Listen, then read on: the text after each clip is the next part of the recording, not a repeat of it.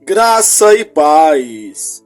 Eu sou o pastor José Henrique e aqui na Escola Dominical da Igreja Presbiteriana de Nova Aurora estamos estudando a revista Nossa Fé, da editora Cultura Cristã.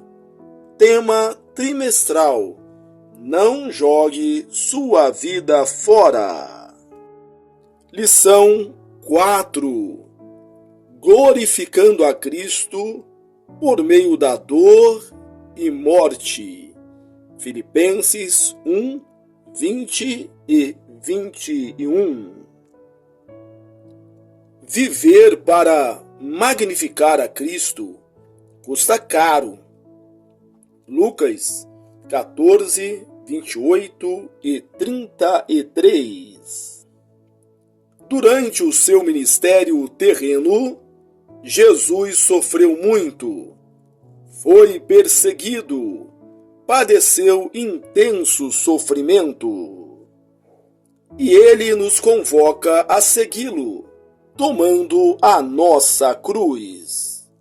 Se ele foi tratado como Beelzebu, imagine o que farão aos seus discípulos. Os verdadeiros servos de Cristo devem esperar perseguição e sofrimento.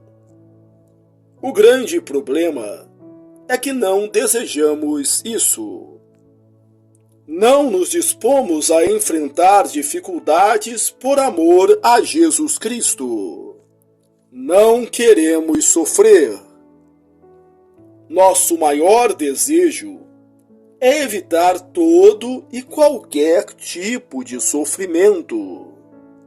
Mas, se desejamos que Cristo seja engrandecido em nossa vida, precisamos entender que o sofrimento será inevitável.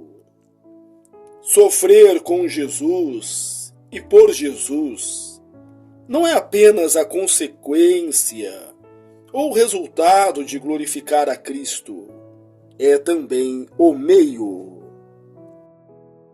Tópico 1. Gloriamo-nos na cruz quando a carregamos. John Piper afirma em outro livro que Jesus não morreu para tornar a nossa vida mais fácil ou mais próspera. Ele morreu para remover todos os obstáculos que nos impedem a alegria permanente de vivermos para Ele. Jesus nos convida a sofrer por Ele, porque o sofrimento que suportamos com alegria, Mateus 5,12, mostra que ele vale mais que todas as recompensas terrenas que agradam ao mundo. Mateus 13, 44, 6, 19 e 20. Se seguirmos a Jesus somente por crermos que ele torna a vida mais fácil, o mundo entenderá que amamos as mesmas coisas que ele ama e que Jesus tão somente nos proporciona alguma facilidade. No entanto, se sofrermos com Jesus no caminho do amor, por ser ele o nosso tesouro supremo, mostraremos ao mundo que nosso coração almeja uma fortuna diferente. É por isso que Jesus nos dá este mandamento: a si mesmo se negue, tome a sua cruz e siga-me. Mateus 16, 24.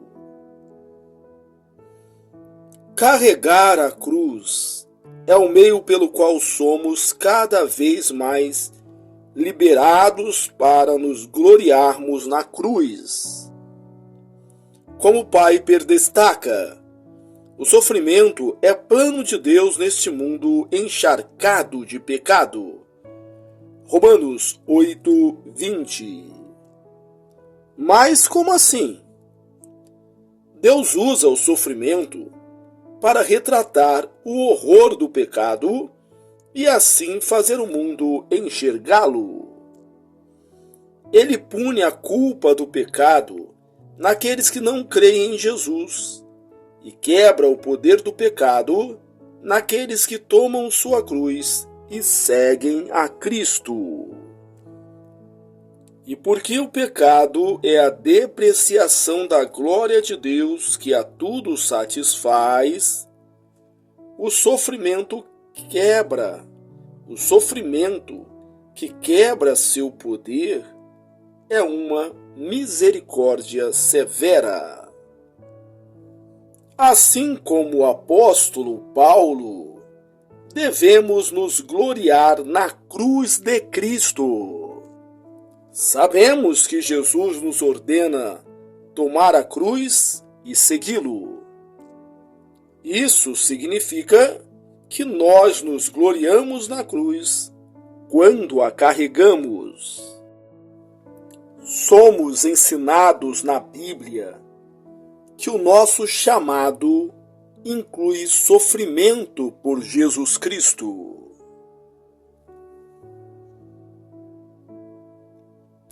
Pai persita um dito bastante conhecido do teólogo alemão Dietrich Bonhoeffer. Quando Cristo chama um homem, ele o manda vir e morrer.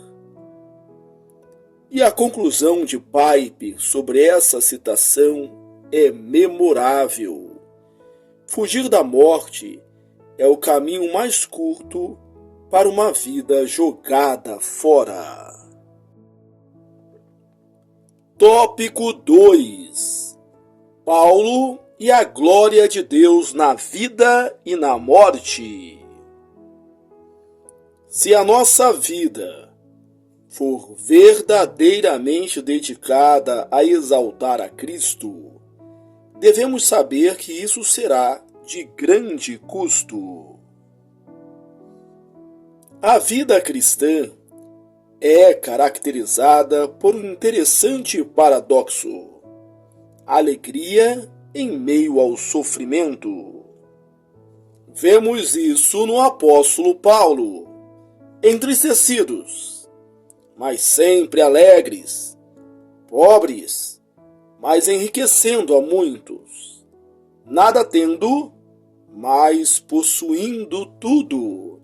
2 Coríntios 6:10. Tristeza e alegria estão simultaneamente presentes em sua vida. Isso não significa que ele esteja sempre triste.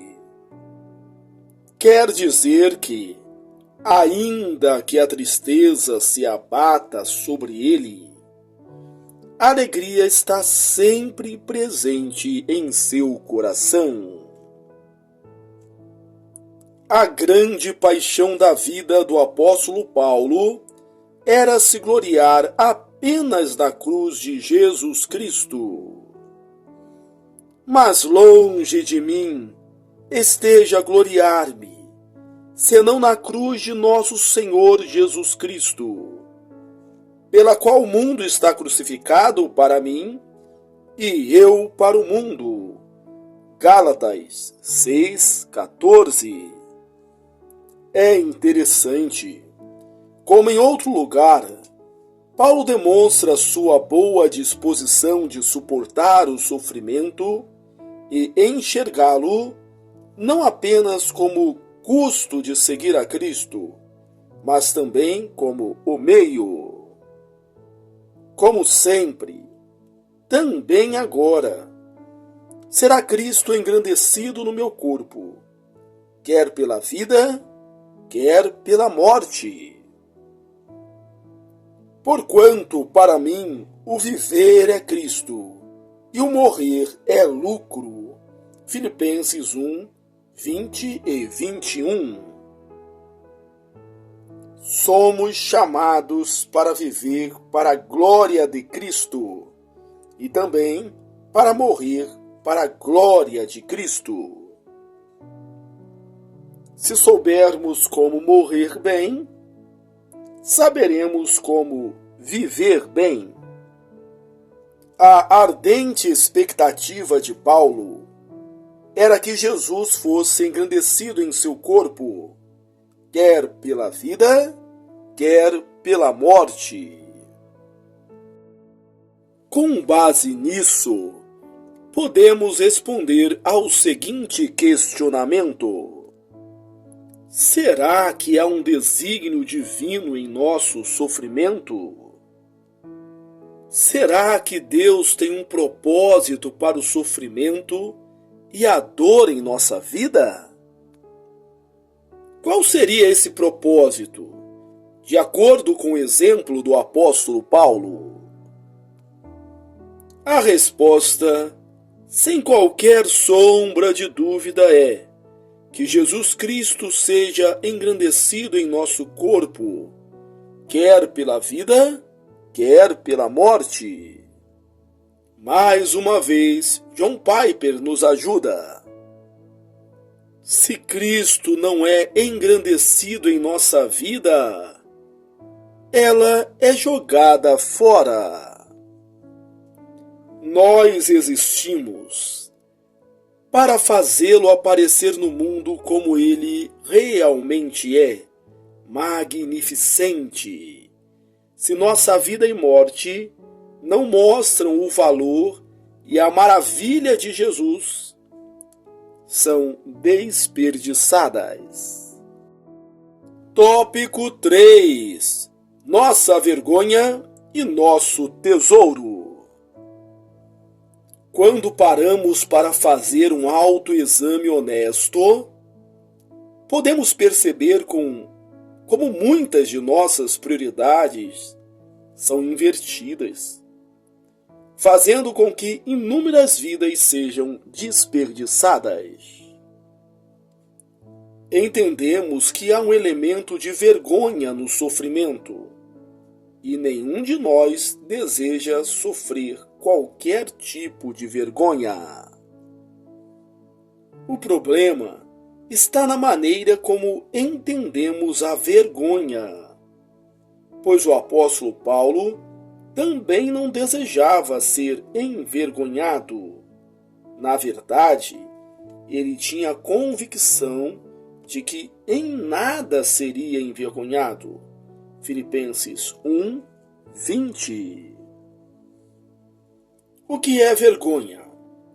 Piper define como aquele sentimento terrível de culpa ou fracasso, quando você não corresponde, e isso diante das pessoas cuja aprovação você almeja fortemente. É o sentimento inevitável quando somos descobertos em nosso pecado diante dos nossos familiares.